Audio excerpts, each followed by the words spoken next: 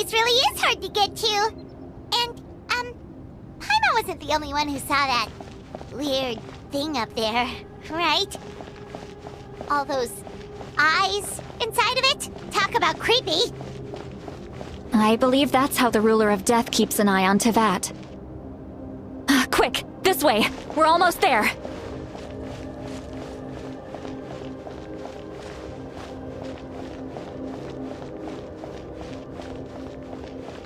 Look! It's Mavuika!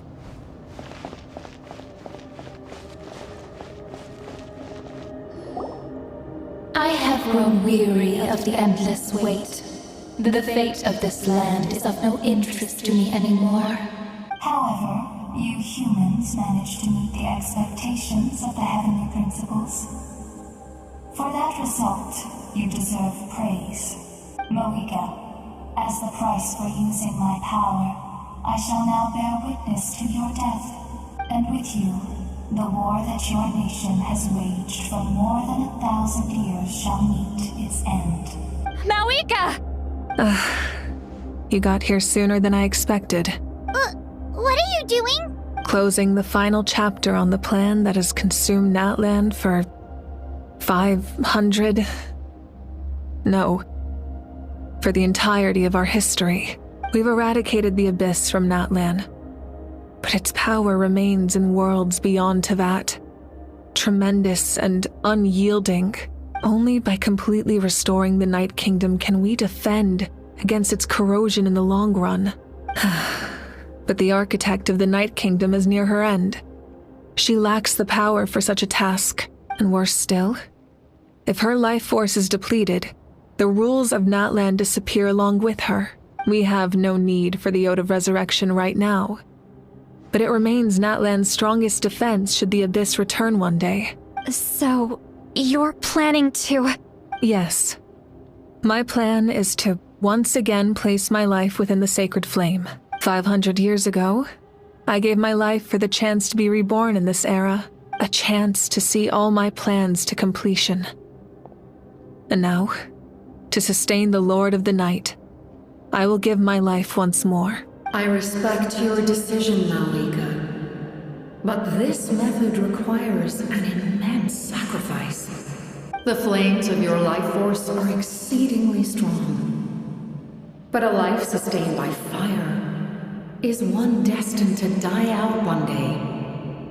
What will you do then? I've thought about that. With the Abyss out of the picture for now, the Sacred Flame's power will be consumed at a much slower rate. My life force should be able to sustain it for another 200 or 300 years. Future Pyro-Archons will continue to seek new sources of fire. As long as Natlan's legacy endures, the Night Kingdom will survive, impervious to the Abyss. Once again, you place hope in the hands of the future. But the pilgrimage can replenish the power of the sacred flame. We can give it that meaning. Why shoulder this burden by yourself? Because I want the pilgrimage to change. The pilgrimage was an essential part of our struggle against the Abyss. A grand competition full of promise and glory. But it also chained our people to an inescapable destiny. Fear and anxiety have been our constant companions. We knew what the consequences would be if we laid down our arms. Morality left us with no other choice. And so, Natlan became the nation of war. This is where Xbalanque defeated the dragons and granted our people the liberation of their flesh. And now, in the same place, I have the chance to grant them the liberation of their spirit. There will be no war, only competition, one fueled by our dreams for the future rather than a desperate struggle for survival. A new future deserves a new meaning. A chance to take a definitive step forward. Very noble indeed. But what does any of this have to do with you? You speak of duty, but not yourself. In my eyes, Mavuika, you are not inherently special. A child of Natlan among countless others. Yes, the situation is urgent, and the ley lines must be restored right away. But that it is too heavy a burden for you to shoulder alone. That is where we differ, Lord of the Night. You see all humans as the same, but I understand what it means to be a leader. A leader is swift and decisive in the face of reality, someone capable of making the right choice even when there are no good options on the table. Sacrificing the remainder of my life to help Natlan overcome this crisis. That is the right choice. After all, leadership is built on the trust of ordinary people. Without them, there is no Archon. The people look to their leader to make the world a better place and stand up for them when it counts. For that reason, I must see my duty through to the very end. But what about you, Mavuika? You still haven't talked about what you want. Is it that unimportant to you? It's not important, Citlali. There is nothing more important than protecting the future we built together.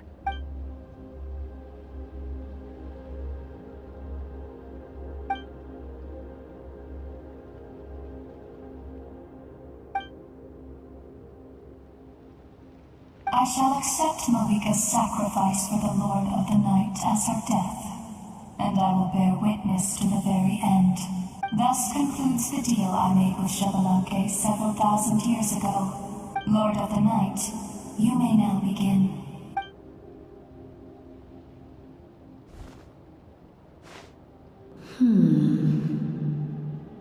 What are you waiting for? There is another who wishes to take part in the ceremony. And I cannot disregard their intentions. I must wait for them to arrive. Another? I was to bear witness to a death, and now the situation is increasingly tenuous. If the life of this second individual fails to meet my requirements, I fear I may lose my patience. Rest assured, his life will hold equal value. I am the helper of humanity, and I must always place their demands first, no matter who the human may be. Cumbersome. But there is nothing to be done. Such is the duty of an angel. Wait, this feeling. We made it.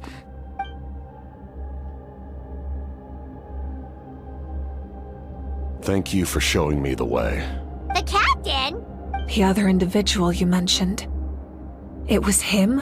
Indeed. Like you, he carries many lofty ideals. Mavuika, I understand how you feel. And if I were an ordinary mortal, I would have no reason to stop you. But like you, I've been waiting for this day for too long, and I can offer a better solution. You created this new future, and you deserve to guide its direction. Your life should not end here, but death is the end I have been trying to reach all along. I have come this far to use my death to open the gates of the ley lines to my people. Your people? That's right. They have been with me for the past 500 years. But how? Carrying that many souls within you? There's no way you could keep your consciousness intact. Besides, you weren't affected by the source mechanism like I was. Do you still remember the voice that you heard? It came from my heart. With the help of technology from Conria, my heart was modified to convert memories and souls from the ley lines into knowledge. As a result, I became extremely sensitive to souls, and developed the ability to sense their presence, much like yourself.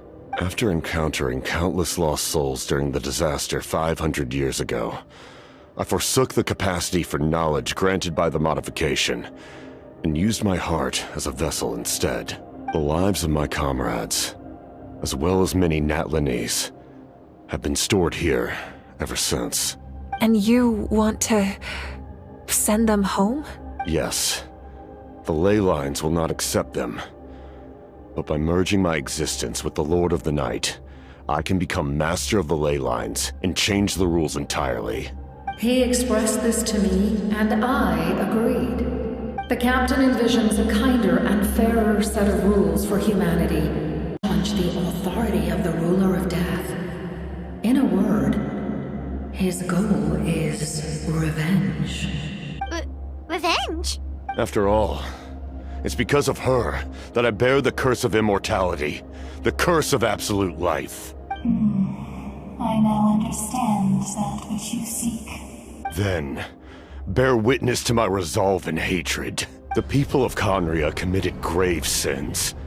And for that, we were cursed to suffer endless physical torment.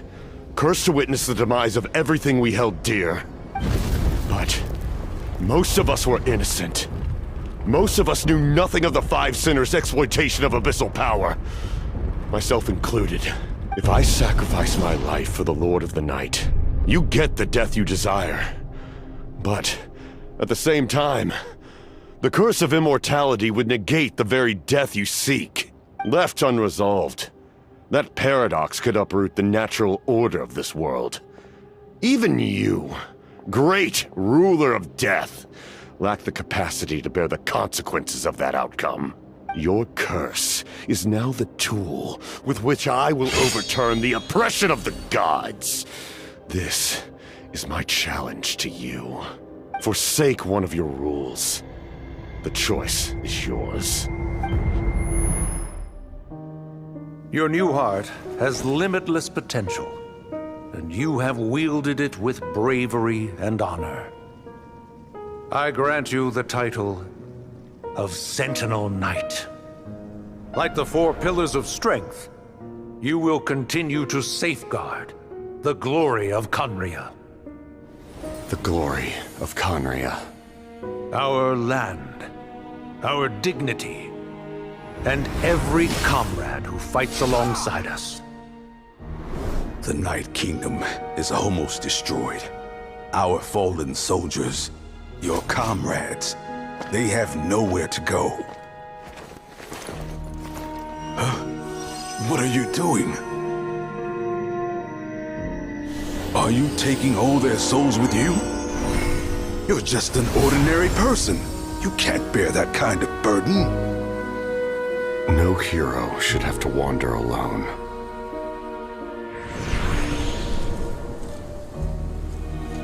The curse of immortality. Using immortality to fight death. Using my rules against me. Make your choice. Reject your rules. Or allow me to trigger the paradox. The curse of immortality must stand. Use it to fulfill your final wish.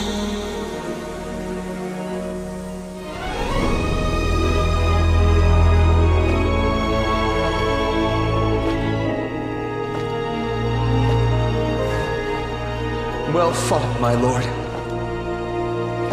Thank you for everything.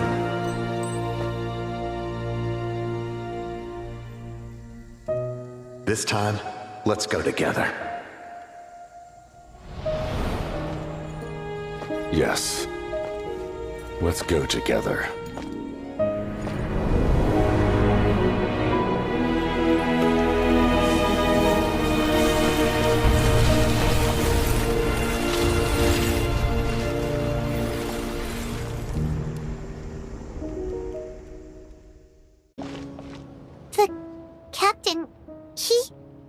The curse of immortality still exists.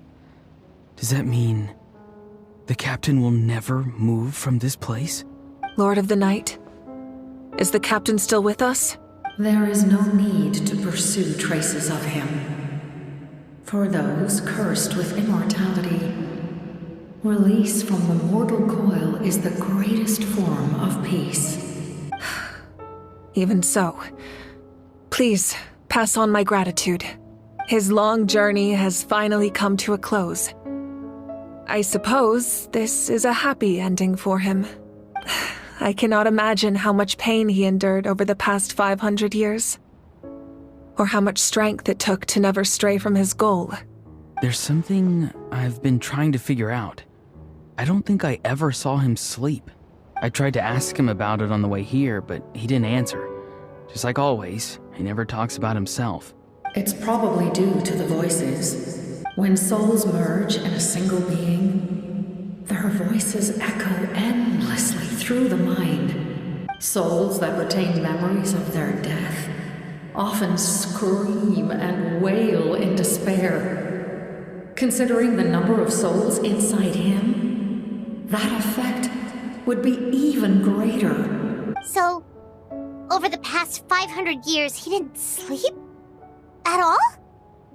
Without experiencing the curse of immortality, we will never truly know his agony. But I can see why his hatred for the ruler of death was so strong. In the end, he used that immortality to his advantage, and granted the Lord of the Night eternal life by fusing his existence with hers. Well fought, Captain. You may wonder why the Night Kingdom, a land of souls, was unable to accept the souls adrift on the surface. The reason lies in the Heavenly Principle's modifications to the ley lines. The original purpose was to help counter the Abyss, and so their stability was paramount. But at one point in time, Natlan's ley lines were decimated. Even after reconstruction, the rules needed for the Ode of Resurrection made it impossible to reconnect the ley lines to other nations. That unique quality is precisely what drew the captain to Natlan. Did he try the same thing in other nations? Yes, but all those attempts ended in failure. He fought to save Natlan not only to defeat the Abyss, but because this is the only land where the souls within him could find salvation. We met not long ago to talk about that very possibility, and I confirmed the feasibility of his plan. I, too, recognized the need to change the rules of the ley lines. Not only for the souls that wander this land, but for the outlanders that may perish here in the future. In the eyes of the Heavenly Principles, that kind of change is extremely risky, if not impermissible. But, as an angel, I have a duty to serve humanity. Such is my mandate. Thank you for everything. Seed Lolly, when I gave you the Pilgrim's Chronicle, I said something rather pessimistic to you. Do you remember? How many years of life are enough? 10? 100? I thought it made no difference. But now, I have the chance to live forever. I am immensely grateful to humanity for this gift, and I am deeply sorry I thought so little of it in the past. You don't need to thank us. You bear a heavy responsibility. Heavy? No. That responsibility is the purpose of my existence. Farewell, humans. Creators of miracles. A new era awaits you. Looks like she returned to the Night Kingdom. So, this was the captain's goal all along. He fought to the end for all those souls and challenged the rules of the world in the process. He was an outstanding warrior. He took on a burden that was meant for me and even brought about a better outcome. It would seem I lost this duel. He was right. Natlan needs a leader to guide its future. If not a successor, then that responsibility will continue to be mine to bear. But for now, let us pay our final respects to this fallen hero.